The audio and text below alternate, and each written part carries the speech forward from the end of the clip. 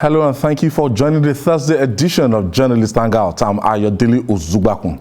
Today on the program, kidnappers of Kankara students demand ransom from parents, threaten to starve them to death as retired General Abdulsalami says dialogue is not the best option. Senate approves 11.35 billion naira for police trust fund as former IG Okiro lament poor funding and inadequate recruitment into the police. And later on the show, NCDC, Nigeria Institute of Medical Research, say 1 in 5 people in Lagos may have contracted COVID-19. I'll be hanging out with Babajide Kolade Otitoju and Oba Adeoye. So if you're ready, let the hangout start now. Glad to have you join us. The 27 abducted students and the 3 staff of the Government Science College Kagara in Niger State need help fast. The abductors threaten to starve them to death if the parents refuse to pay the ransom they are demanding on time. Indeed, a former head of state, retired General Abdulsalami Abubakar, is of the view that dialogue with the bandit is not the best option. Babajide, let's start with this, the abducted students. These bandits, they are playing the mind game, and they decided that they might starve the boys if the parents don't pay ransom. And the Niger State government told us that they're in touch with these guys, and we know what they want purely now. You know, it was a mistake that the governor of Niger State made when he said, look, we are not going to pay ransom. If we pay ransom, they will use the money to buy weapons. That was thoroughly a demonstration of inexperience on the part of the governor. You keep your intentions to your heart. If you say you are not going to pay, everything we say at this point, they are in the bush, but they get to know. They communicate.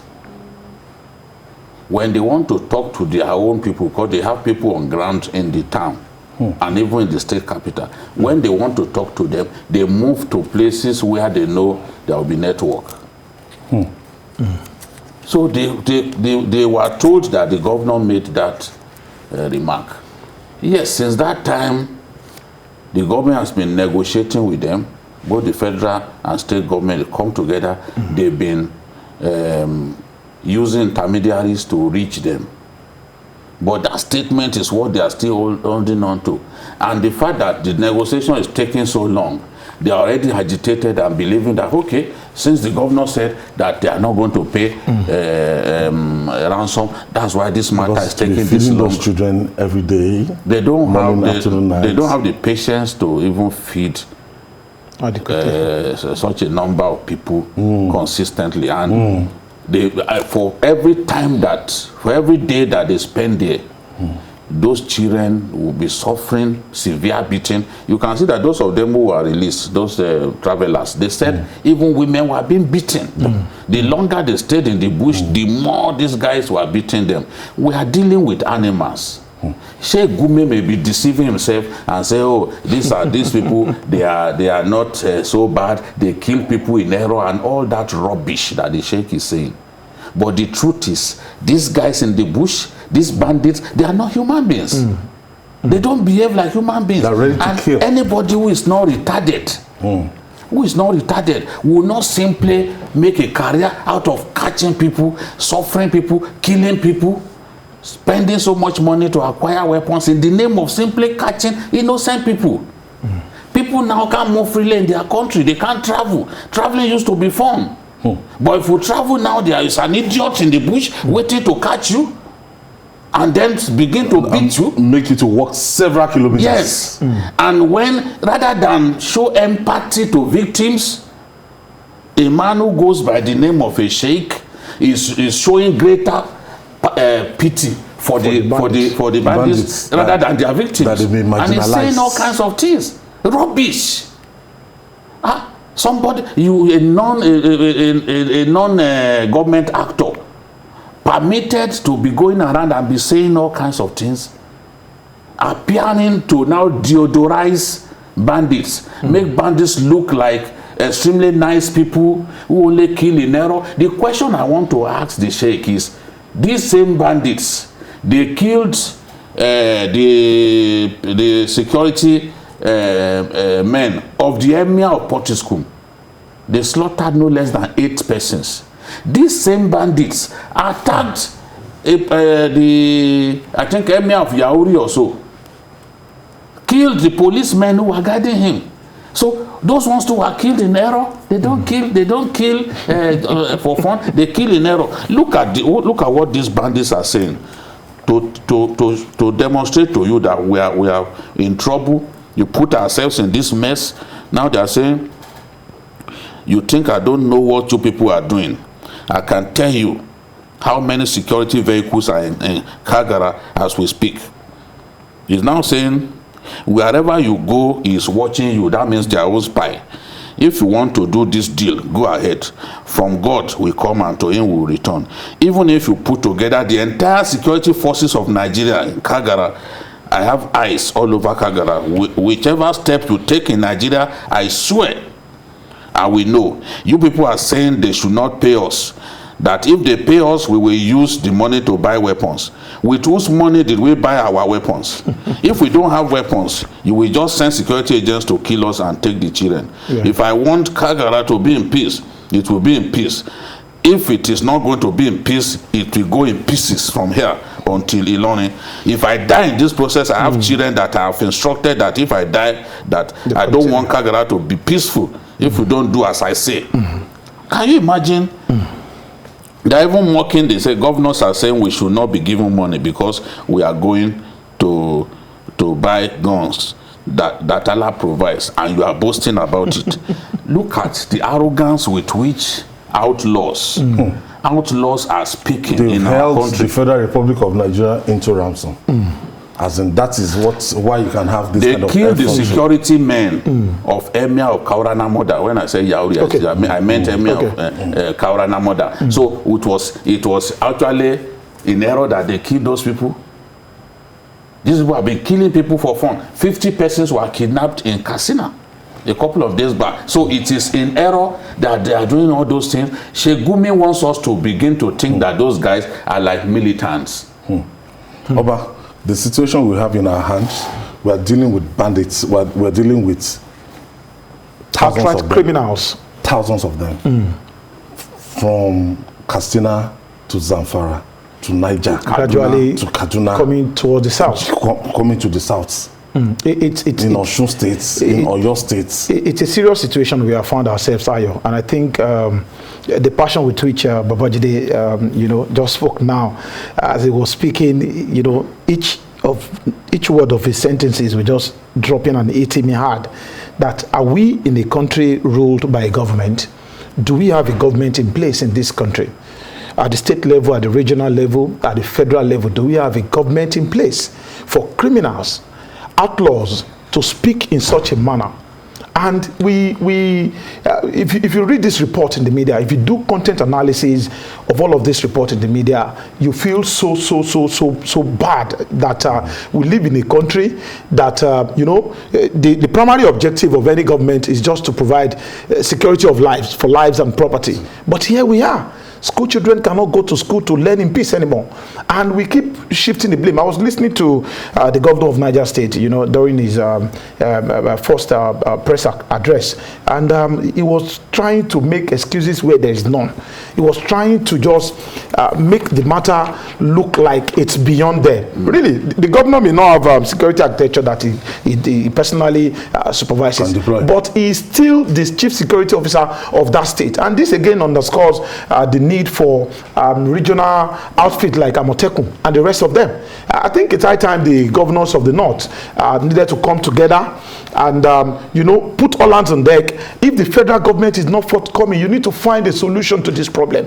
We cannot continue glossing over it and expect that this problem will just go away like that. It will not, because these guys are getting emboldened by the day, especially with the character of a Sheikh Gumi that we've been talking about. They get emboldened by the day by day. Look at the manner in which that I think that should be Gogo Gide or whatever, the leader of you know, I was reading a report shortly before this program started, and they said they wanted to have individual negotiation with each parent. They don't want a blanket negotiation anymore. That they want to get phone calls, the phone numbers of the parent, and then deal with them on personal level. Dictating the terms. You know, dictating the terms to the parent. It shows that they've even eliminated the government. They care less. They don't care at all about the government. The signal that they got, they thought maybe government does not want to. Because I don't know. I just cannot wrap my head around it. Imagine you are a parent, Ayo. Babajide, you are a parent. Imagine one's child not in your custody for how many days now? Yeah. Very and nothing is happening. The parents are complaining that the government are not even making any move at all in helping them to rescue these children. General Abdulsalam is saying that dialoguing with these guys is not the best option. But the governors forum day before yesterday actually said they are not ruling out the possibility of dialogue. Yes, and every time governors speak in this manner, it sends a clear signal that we have literally resigned to fate, that we cannot use military means to put an end to this nonsense. It is clear. And I've said it before, if bandits, if one of the leaders of the bandits, the one in Katsina, could kill 17 soldiers, 17 soldiers in Shimfida in one day. I've been saying this is not fiction. He killed 18 soldiers, including an army captain. And there has not been any form of retribution, as far as I'm concerned. We have not avenged the killing of those guys. If we have avenged, let the army tell me how they avenged the killing of their men.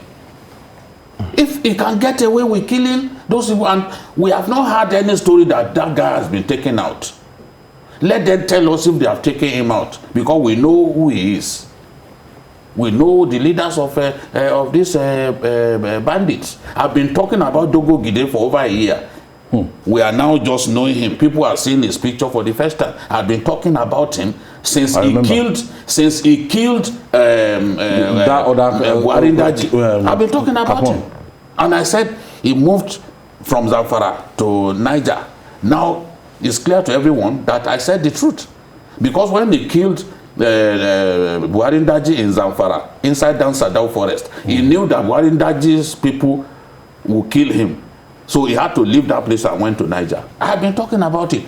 If just me as an ordinary journalist can know where bandits are and their leaders, what are the security agencies doing? Why do we keep referring to these people as bandits? Are they not terrorists? No, that's what they are. There's a difference between terrorists and bandits.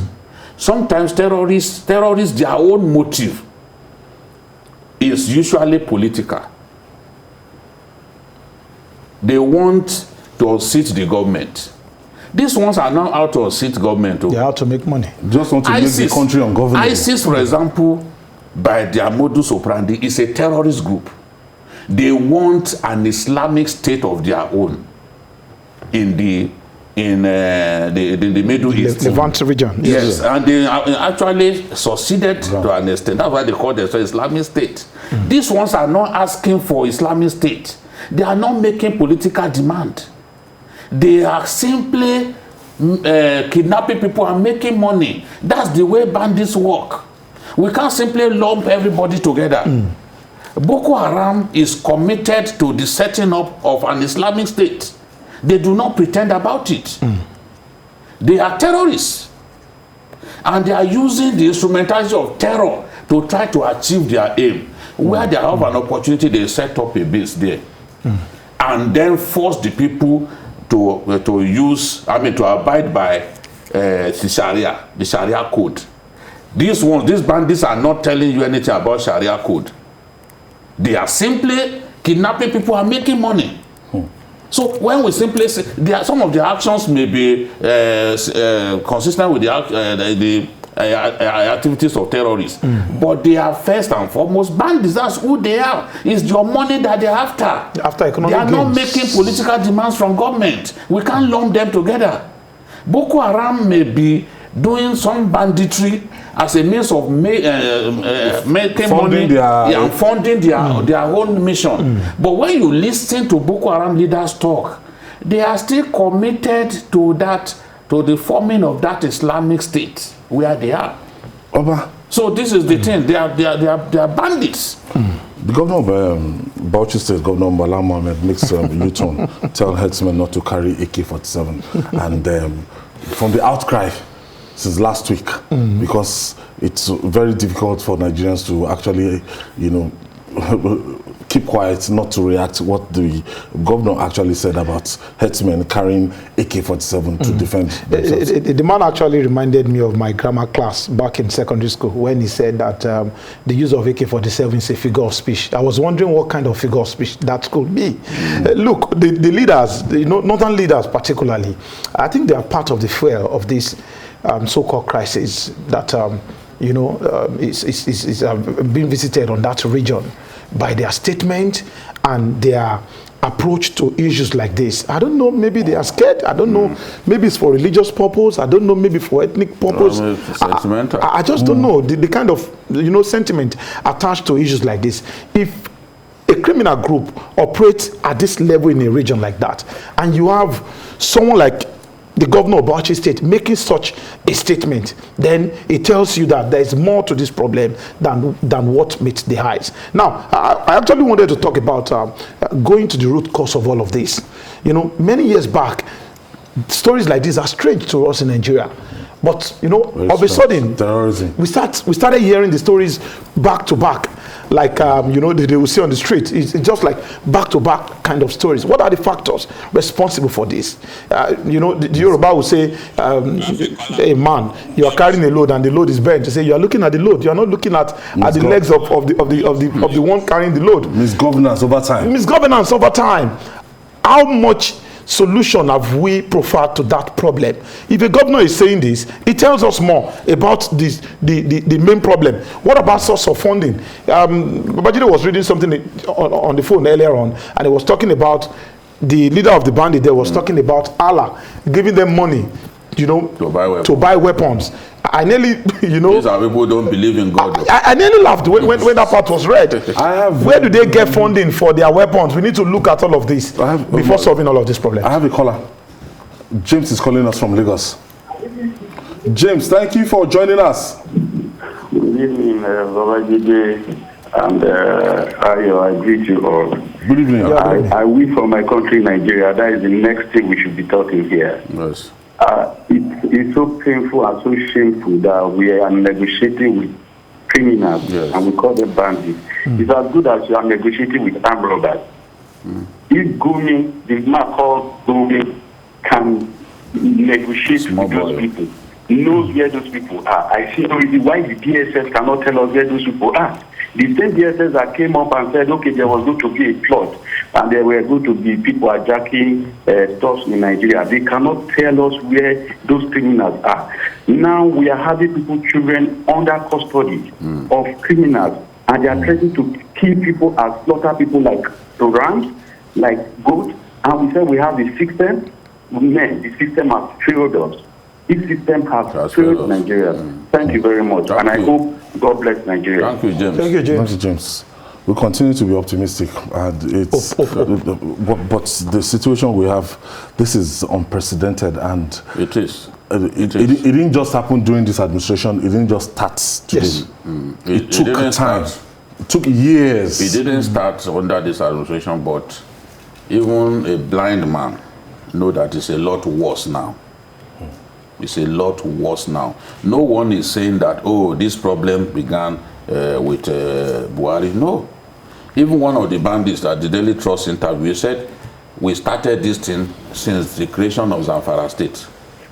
So this is something that has been with us for a long time. And successive governments have always found a way to placate these people, beg them.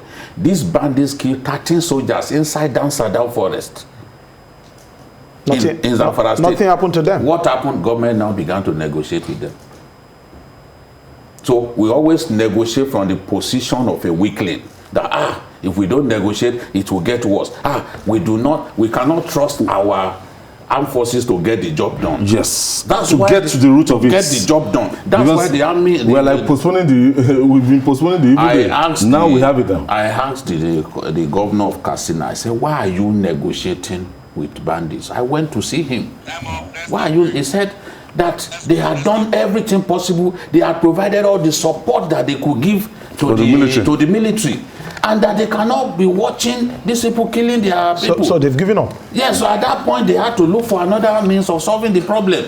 Even Abdul Salam is saying it is not desirable to negotiate, but necessary. To have a dialogue. So he too has seen that, well, if you cannot achieve your aim through other means, maybe you better just see how. Maybe the whole idea is to end the killings. And we've seen a governor in Kano. He gave amnesty to bandits and the whole problem came to an end. Okay. So sometimes we blame these governors, but where do they go? Look at Kaduna. These guys are boasting that El-Rufai has been running his mouth, saying that he will not negotiate, that they are going to make life unbearable for him in Kaduna State. And those attacks are now very consistent on a daily basis. On a daily basis. But we must not give up. We must not give up. All right. Funding appears to be the biggest challenge facing governance in Nigeria. A former Inspector General of Police, Mike Okiro, blames this and inadequate recruitment into police for inefficiency in the force. Meanwhile, the National Assembly has approved a total sum of 11.35 billion naira, the Nigerian Police Trust Fund, as capital expenditure for the 2021 fiscal year. Gentlemen, in all this, when we are talking about internal affairs, when we are talking about keeping internal security, is meant to be a kind of exclusive preserve of the police. But we are not talking about the police when it's just like this. Come on the table. It's as if the police cannot confront the bandits, or they are not equipped to confront the bandits, and this is something that is internal. So the military, they are overwhelmed with both internal and external aggression and problems. So, Jide, I don't know if we have a police force that is positioned to fight in 2021 that can face their primary responsibility defending any internal crisis. Well, I've always advocated that Boko Haram should be left to the army to deal with, while these bandits should be left to the police. We have consistently failed to fund the police. Yep. Over the years, we refuse to also recruit into the police. Population growth. We are seeing an exponential growth of the Nigerian population. We are under-policed. Yet, we are not recruiting into the police consistently. As Samuel Okiro said, in 5 years, we lost about 59,000 policemen to either retirement or dismissal. 59,000? Yes. And during the same period, we are recruiting just 10,000. Even that recruitment is facing some form of crisis. Yep. Between the Police Service Commission and the police management. Now, how is that commensurate to the number of policemen who have departed? The number of policemen who have departed the service must be commensurate with those coming in. That is how we will not lose too much manpower. What we have is the manpower strength of the police has been consistently declining. Some of them die. There's no day that criminals don't kill policemen in our country. There's hardly any day you hear that somebody was shot somewhere. Sometimes many of them die at once. Easiest target now. Yes. They go on operation, they get killed. They are with IRT, there are some important missions. Sometimes they don't come back alive, So we have to keep recruiting. Now, recruiting is not simply the only problem. How about funding? That's why the idea of the Nigerian Police Trust Fund came up. So that you can deduct money from source. Yes. which will now be used to fund the activities of the police, buy them game-changing equipment, buy them vehicles that they can use for motorized patrols and all that. 11.5 billion naira. This 11.5 billion is not enough, and it's not even what they deserve. By the way, since 2019, when this MPTF came into effect, this is the first time the first budget that this is the first budget that we are seeing. Now, out of projected income of 34.984, we are seeing 11 million for capita. Now they are saying that even what was meant for vehicles for the police, they ended up using it to buy kits, COVID-19 kits, yes, for the police. How can we defeat crime without those vehicles to go on patrol and all that? Sometimes you need the policeman or policemen to help you respond to crime. You have to make a vehicle available that will take them to the place. Sometimes policemen hijack buses, commercial buses, and all those buses. They now use it to go for their, not just raid, to go on patrol. They even repaint the buses. The common sites in Lagos. How do you? So police has to be properly funded. I was discussing with the police myself. What's going on? I'm worried.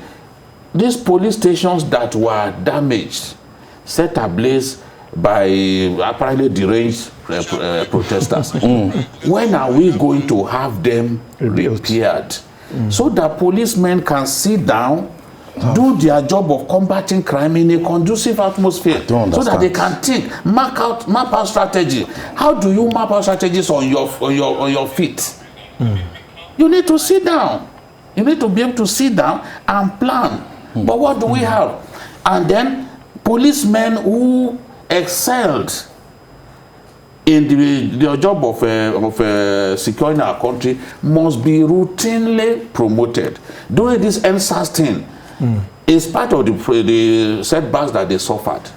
There were some police formations even here in Lagos that stood up to those guys. Yes. Panti, for example. Yes. Every one of them wanted to go and burn Panti. Yes. Because in Panti they had thousands and thousands of criminals locked up. But they stood up to say, no, you will not burn Panti. And all of the police stations around Panti, Adekunle and the rest of them, those gallant policemen stood up. Yes. They made sure that nothing happened to Panti.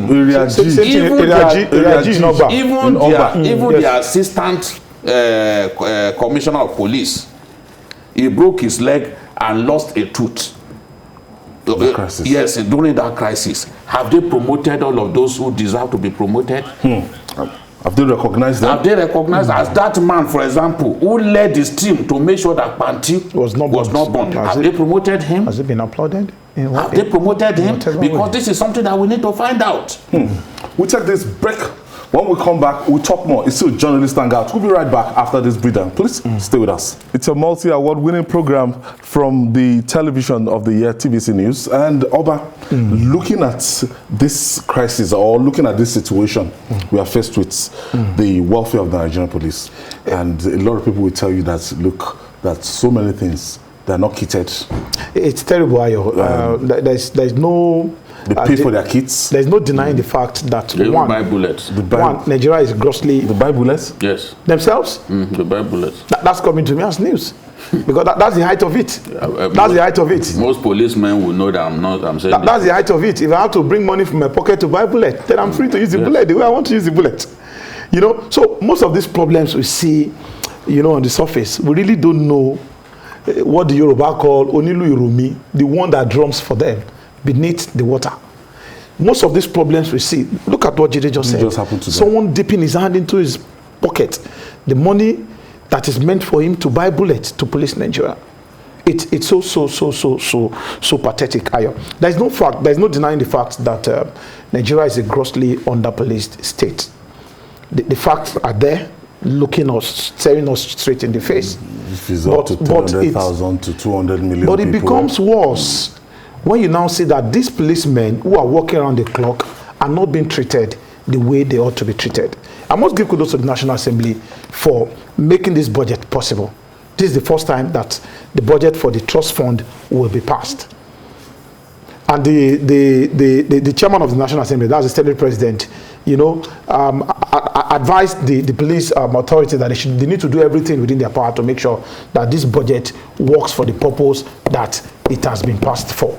Now, Jide just made an example, a reference to a particular police chief in Manti, who, of course, despite what he went through, yes, we should be talking about during the crisis, you know, motivation. We are not sure if he had been, you know, motivated accordingly. Something to die for. You mentioned something about Iraji. I live very close to that, to that place, and you know the police authorities in that place, they really work around the clock. They had to cordon off the roads. The protesters came with the motive of setting that place ablaze. But the area commander came out and he addressed them. And he's someone that they like so much. There's a particular one too in Anambra happened like he came out like that and spoke to the protesters. What are we doing for all these policemen? It is easy for us to sit down at the table like this or in our beer parlors across the nation and condemn the police and abuse the police. But what has the society given to the police? Many years ago, a particular television station in Lagos did a report about the state of the police college here in Ikeja. You can still go on YouTube to look at the video of that place, and you tend to ask yourself that, is this where we are grooming people that are in charge of our lives and our properties? It's a big question. How much has the society given to the police that the society is expecting much from the police? I think that's the question we need to really dwell on. And it seems that from the rank and file, I don't know, maybe this is across board, the welfare, as an average policeman, when you just pass, sometimes they don't have to, when they just stop me, sometimes they want me to go on self-recognition and they will just say, "Okay, what is it for us now? We just want to, you know, give something," because it's not easy. I prefer it like that. If it does not come with any threat, I don't wait. No. I don't even wait for them. No, it comes naturally. If it was my younger brother on the road doing that work, I will feel like, you know, showing appreciation to him. You know, and you get blessed by God when you show appreciation to when you show generosity to the needy. Those guys, you look at them and you feel for them. In the rain, late at night, sometimes you are going home very late, 12 midnight or past 12 midnight. Somebody is on the road making sure that you are safe. That person doesn't even need to ask you for anything. You first stop. As a grateful Nigerian, and talk to them with respect. Thank them. Thank them. That's the way the Americans behave. They're always grateful to this national, this NHS people. They're always grateful to, the Britons, grateful to the NHS people. And the Americans are always grateful to their Marines. Everywhere they see their Marines, they show respect. That's what we should be doing. Many policemen get killed every year trying to defend us. They should be properly funded. You know, even promotion itself is subject to vacancy as well as funding. So money should be set aside to ensure that promotion of office, yes, is a routine thing. A lot of them who are traffic warden, they are so shabbily treated within the police and they are not happy. Something ought to be done to make some people happy. If we had policemen, the IG took a good decision to say, look, all those policemen, the DPOs and the rest of them that held on to ensure that police formations stood up to the threat of violence, that they must be promoted. No one should be left behind. We are hearing stories that a few people were left behind that due to police politics and all that. That shouldn't be. This kind of things should not happen. It is not the sort of police that we want, where someone is thoroughly deserving of being promoted and you simply overlook the person for no reason. Politics should be out of it. If we want to continue to produce exemplary policemen that we all will be proud of, then their promotion must come as a Wendy. Yes, and where the IG or the police commissioner, because it's the job of the police commissioner in Lagos State here to come up with a list of people deserving promotion who did well during that period and so deserve to be rewarded. Yes. Where that list is forwarded to the headquarters, there should be no reason in the world for anybody to sit in Abuja and out of wickedness just decide that some people should not be promoted. Those are the editors-in-chief. No, that's not your job. Do your own job. The CP has done his own. Alpha Tango has done his own. Do your own. It's not for you to edit. So this is the thing. The issue of funding, still on the issue of funding, if you look at the act establishing this MPTF, there are other streams through which money should come in. We are seeing now that some of those sources of revenue, no remittances were not made. They have not made remittance. This is Nigerian factor again, which means you can actually have an excellent law, but the Nigerian factor will ensure that that law is not properly implemented. All the revenue streams or all the sources of revenue, I can just simply describe it as that, through which money should go into this MPTF.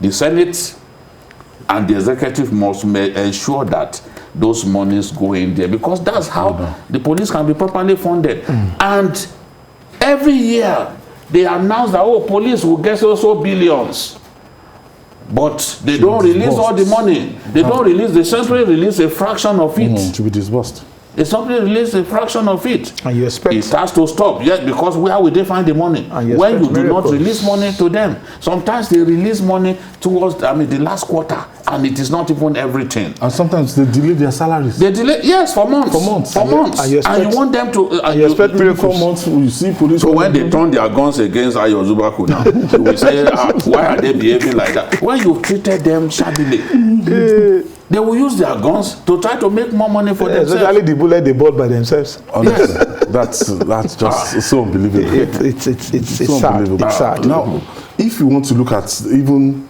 the way, the minimum standard, what should be the minimum standard? What should be the yardstick? It's not just that I want to be a police, I'm unemployed, I'm jobless, and I'm one practicing armed robber somewhere, and I want to be recruited into the force, as in, there should be a minimum standard. There's a particular material I read, and the author was saying confidently that the bulk of Nigerian policemen today are policemen because of lack of not having anything to do, because of joblessness, not by choice, not by their own volition that, okay, I want to become a policeman. You see some children now, they will tell you, I want to be a policeman when I grow up. By the time they get to a level of consciousness, they start changing the story and start telling you something else. When they see what is happening, they change the story and start telling you something else. So the police should not be a dumping ground for failures from other fields. It should be thoroughly professionalized. How do I mean? At the point of recruiting them, we see that most of these people that are recruited, they got into the police. Some of them got into the police based on political quota. This slot. This slot belongs to this senator. This slot belongs to this chief. Some don't even pass through any training. They don't pass through any training, and you find them being the police. Names. So until the police is proud enough to ensure that the process of recruitment, is they pay serious attention to that, and is not just open to just anyone anyhow. Until then, we'll keep having stories that touch. And finally on the show, the COVID-19 pandemic may be closer to us than it appears. The Nigerian Center for Disease Control, NCDC, and the Nigerian Institute of Medical Research say 1 in 5 people in Lagos may have contracted the virus. Will coronavirus ever leave us? The question is, are we doing enough to have coronavirus leave us alone? We stopped talking about testing. We have to do enough. Talking about. We have to do enough to put ourselves in a position of strength to defeat the virus. We have to do our best. right now, a lot of the safety protocols that they came up with, we are not abiding by them. We are simply carrying on as if this thing does not exist. Today, again, we lost an exemplary Nigerian, Rear Admiral Joe Ihom, brother of the former military vice president, and a great lover of journalist hangout. In fact, he introduced a lot of his friends to journalist hangouts. Such a wonderful Nigerian who was part of the panel on arms procurement that President Buhari set up to look at arms procurement between 2007 to 2015. He was a member of that panel. And he was someone who obeyed the protocols to the letter. That's always the irony, Yet, he got killed by it. He got killed by it. One of his best friends called me early in the morning today that we have lost Rear Admiral Joe Ihom. So sad. It's so sad, it's so painful So sad. that this thing continues to claim prominent Nigerians. But God grant his family the Looking at, fortitude to bear the loss. looking at this survey, it shows, and of course when you see a lot of people eventually who contract this virus never show symptoms.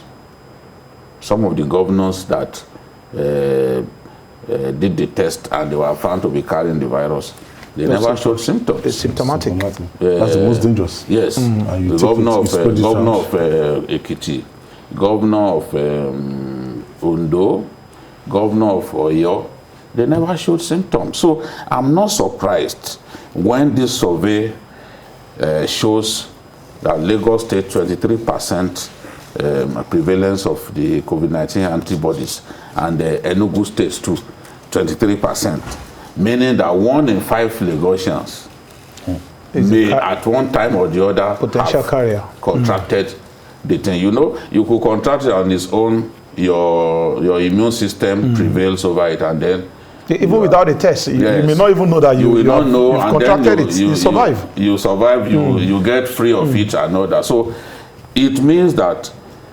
4.920 million Lagosians could have actually contracted this virus, and most of them not even knowing that they contracted it. They contracted it. Now, Oba, the vaccine got to Ghana yesterday. And we expect that, look, at least if the government cannot provide security, provide roads and everything, at least we should get something right. You know, Get this vaccine, so that if it's first 1 million that they are vaccinated, we know that, okay, we're getting there. In America now, they've flattened the curve.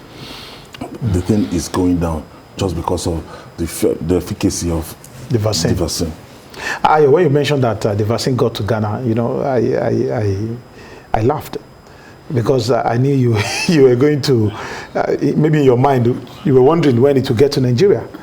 But from the look of things, it appears like the Nigerian government is not, for me, it appears as such that the Nigerian government is not too enthusiastic about this vaccine.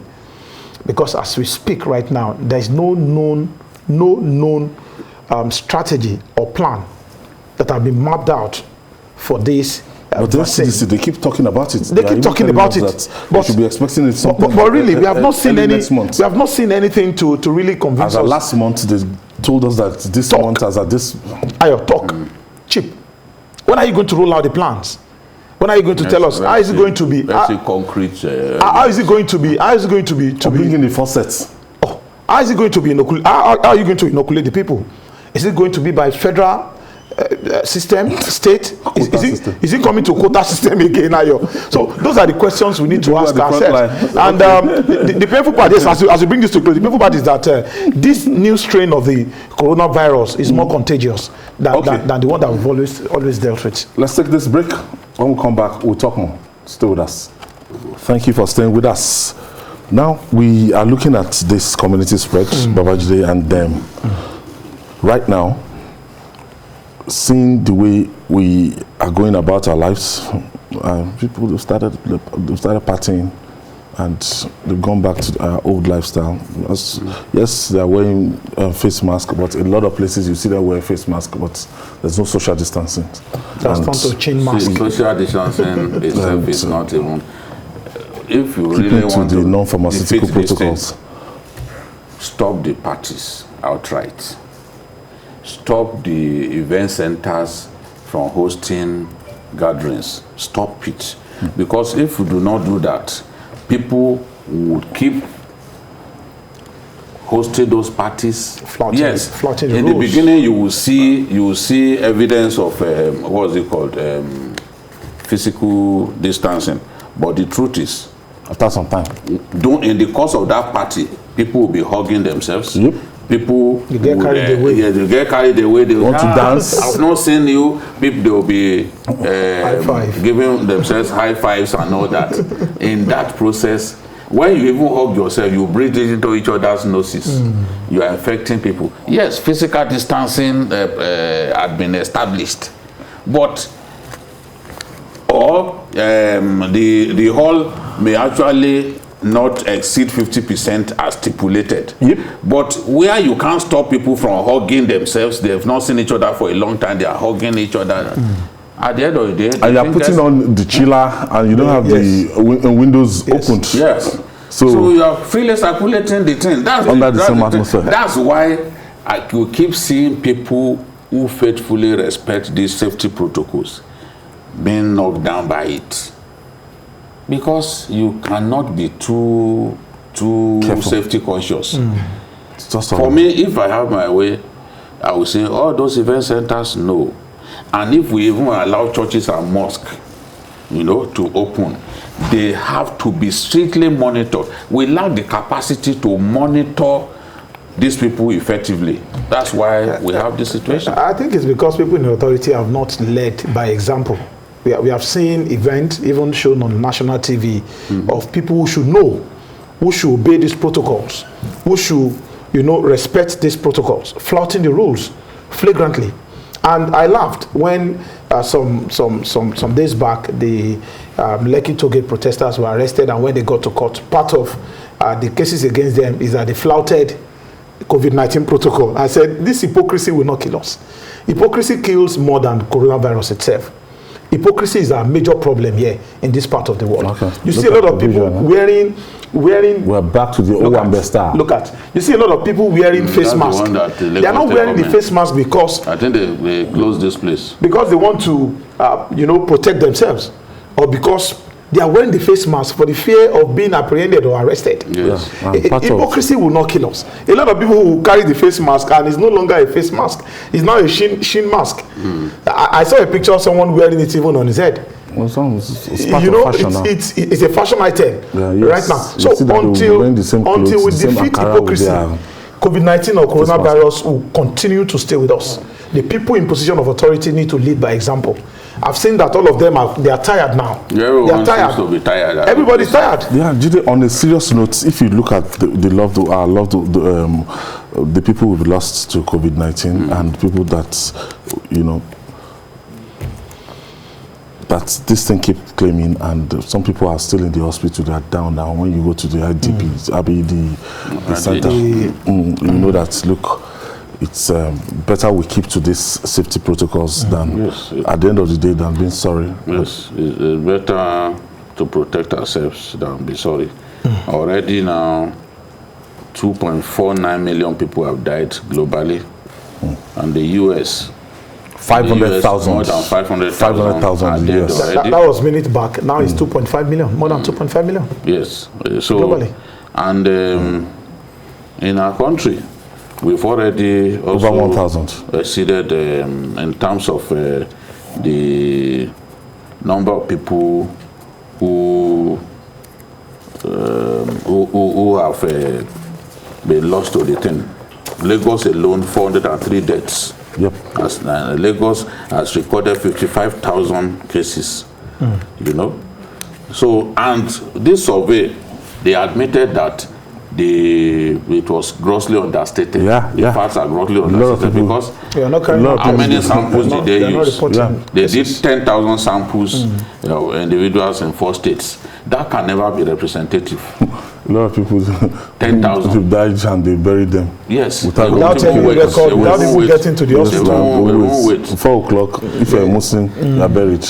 So the truth is 112.5 million people infected globally.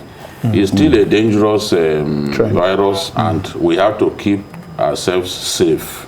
1,831 Nigerians dead already. We have to keep ourselves safe. That's like an underestimation, a gross underestimation. We need to implore the government, people authority, not to get tired yet. They shouldn't go to bed yet. It appears like coronavirus has disappeared. That's the way it appears to us. I remember during the lockdown, we were talking about it almost on a daily basis. We even have watch TV. We have the new the variants. The variant, we have it in yes, the strain we have right now is even deadlier. That's why I look at Rear Admiral Joe Aikomo. He's dead, so he's still killing people. That's a prominent Nigerian, lost again. Sad. Obade, thank you so much. And welcome back home. It's always homecoming for me. The master himself. Thank you for your contribution. And that's our offering today. Join us tomorrow for another interesting episode of the program. You can watch the repeat broadcast by 11 tonight. Don't forget to watch Journalist Hangout on Sunday. On Sunday we have just 2 hours bumper package. That's from 1:30 p.m. to 3:30 p.m. Every Sunday now you have Journalist Hangouts. We're on YouTube, youtube.com/TBC News Nigeria. I'm Ayodele Ozugbakun. Bye for now, and God bless Nigeria.